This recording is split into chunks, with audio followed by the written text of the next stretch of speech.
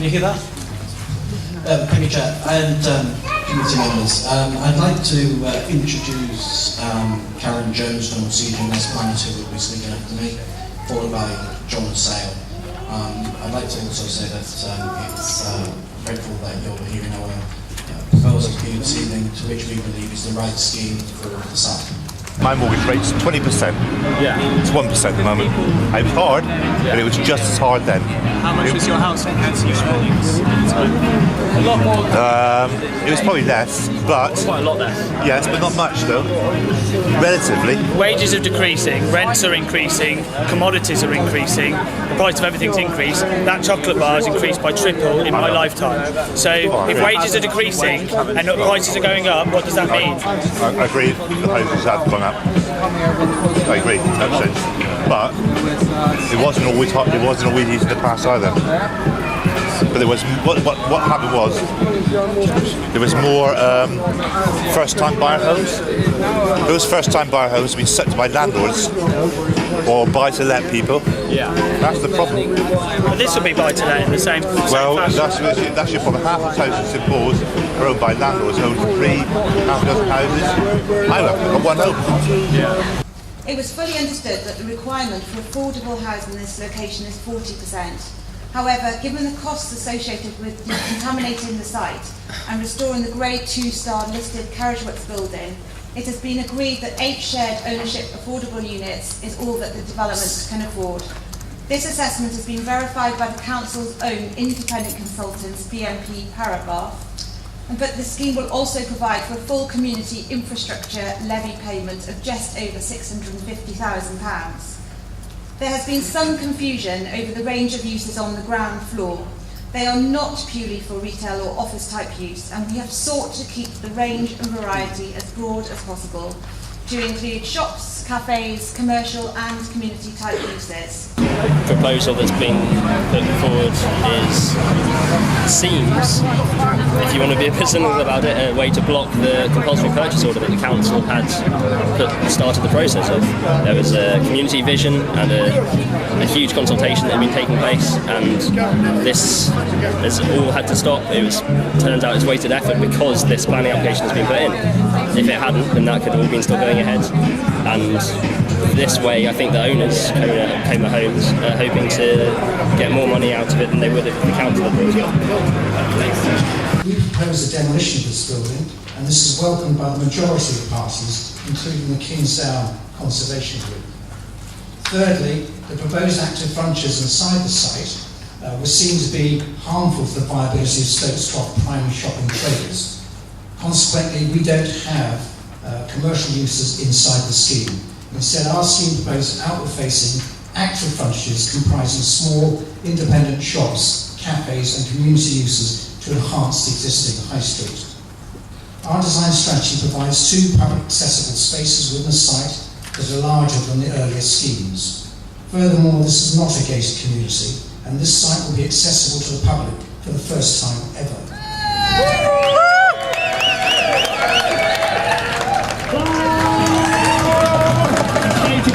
Let's not break apart.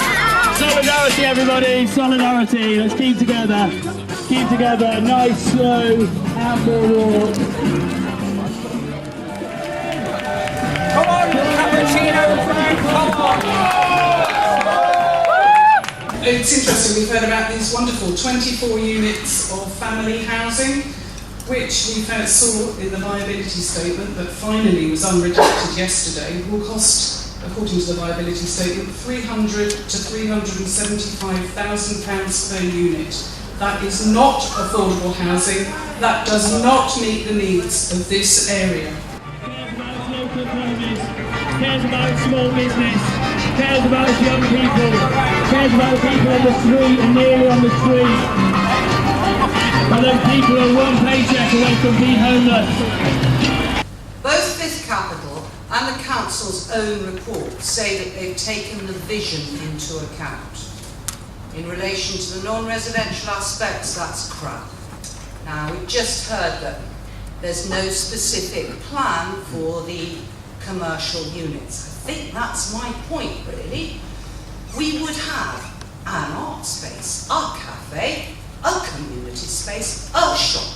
This is not vibrant and lively. A lively ground floor scene all the way through would provide footfall and people and jobs. It would provide safety and community and joyful getting together, and not a rich man's prison inside an enclosed space. We have no idea how many jobs will be created, how many workshops, how many studios or offices.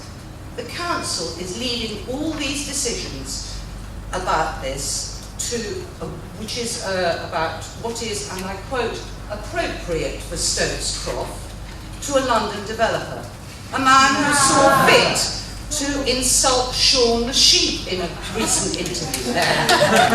Not only showing ignorance, but a bit of stupidity given the timing.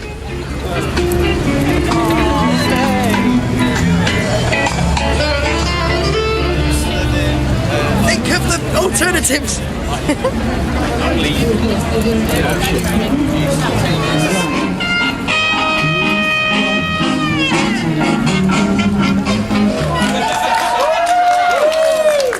Are you building social housing? Yeah! Gather together, be brothers and sisters, we're independent. Join hands to hands, children started to dance, we're independent. Disabilities Policies Panel, which I am a trustee, have expressed deep concern about the lack of M standard, that's mobility disabled housing within this scheme, and the City Council has a duty under the central area local plan. So I make a point about the lack of mobility and the fact that disabled people are being forced from the city centre to live more out in the suburbs because of the lack of affordable housing. We've seen that both in the harbour and now we're seeing it again in the area of Stokes Croft. I've noticed in the consultation which I've attended that most of the people are not from the actual St Paul's, inside St Paul's area. And I've been consulting with Somali-speaking people, Jamaicans and other people who feel that they are being turned away from this development. This development is actually a thin veneer on an ethnic minority, majority sort of place, a place where people live together and enjoy living together. Won't be sad and blue. The Lord is still with you, because your time has come when you can have your fun. So take a run. We have power, we are powerful, we are so powerful, and together, and it's a we have to see ourselves as a we and not an I, and when we come together we can build all the people here could build a house, you know. We need to take the spaces back ourselves and take our communities back. In this year of European Green Capital, Westmoreland House must surely be the greatest opportunity for our city to fulfil its green credentials, rather than simply demolishing and replacing the existing extraordinary rootless structure. If we cannot create radical alternatives for living here, where there is a communal will for change and for experiment, then where can we? I urge you, councillors, in making your decisions, to consider carefully all the planning reasons, but also to be mindful of the will and of the ambition of the community of Stokes Croft. Please don't be scared into thinking that there are no other economic models suitable for that land. That is absolute balderdash. There are already alternatives on the table. Point talking about maybe trying to keep the street art if you can't keep the people who create it. And the way and that's done through affordable rents, through social housing. Bristol City, this whole country is in dire need of housing. During the last 4 or 5 years, certainly for the life of the current government, they have been very clear that councils should not require affordable housing obligations that are set at a level that will stop development coming forward. And indeed, in the last couple of years, the government's introduced legislation that's actually allowed developers to come back and renegotiate downwards previously agreed affordable housing requirements. Now that's just in the last couple of years, so someone was talking about recession being over some years ago. The government is still of the view that there are affordable housing obligations out there that are making developments unviable, and it is allowing developers to come back and renegotiate these things downwards. On the basis of the work that the BNP Paribas have done for us, and the assessment that they've undertaken, officers could not recommend a refusal on the grounds of insufficient affordable housing. We cannot recommend that to you members. There's a 40% depending on location, and a recognition that a scheme might not be viable. But what I want to know is that does that not still give us the opportunity to say, well, even if it's not viable, that's still not an acceptable amount? The short, blunt answer, based on an awful lot of planning appeals that you see in Planning Magazine week in, week out, is no. That's the scheme, looking round and looking down, photo montage. These are for illustrative purposes, but I just wanted to provide that to you members to give you an idea of what the proposal would include. This is 4 Ashley Road, and you will have seen in your papers that this was considered by the inspector last time, and she accepted that this listed building, it was acceptable for it to be lost. I'm really not a fan of the relationship between that elevation, the road, and the Citadel. It just doesn't, contextually, it just doesn't feel right. I think that we've heard a lot more of those issues come out tonight, and it's clear that the committee have a lot of concerns about various aspects of this proposal. However, my head still says that a refusal on this site will absolutely not stand up. We cannot possibly justify a refusal at this point in time. I think there are a lot of unresolved issues with this application that need resolving, but I don't think if we were to try and refuse it now without fleshing those issues out a little bit more, we would be able to sustain a justifiable refusal. So what I'm going to do is propose something a little bit different, which is that I want to defer this application, give the officers a list of what I consider to be the issues with it, and send them away to work on it a little bit more with the applicants and with the Carriageworks Action Group to see if we can try and resolve some of them to an extent.